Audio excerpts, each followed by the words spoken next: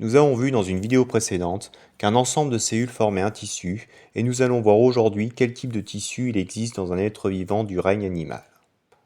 Tout d'abord, il faut savoir qu'au sein d'un même tissu, il n'y a qu'un seul type de cellule qui joue un rôle bien particulier.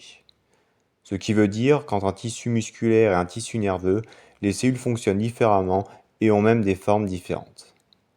Il existe 4 types de tissus: l'épithélial, le conjonctif, le musculaire et le nerveux. Les tissus nerveux sont composés de cellules appelées neurones. Ces tissus forment le cerveau, la moelle épinière et les nerfs.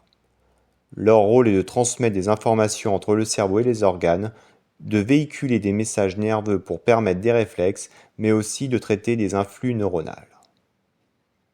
Les tissus musculaires se situent quant à eux dans le cœur, la vessie et les muscles.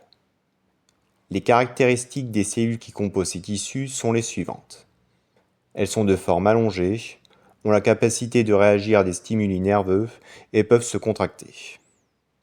Les tissus épithéliaux tapissent l'extérieur du corps, c'est l'épiderme, et la surface interne des organes, par exemple au niveau du tube digestif.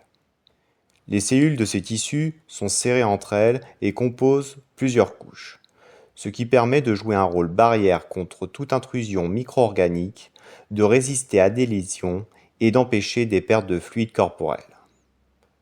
D'autres types de tissus épithéliaux ont comme fonction de sécréter, d'absorber et de filtrer.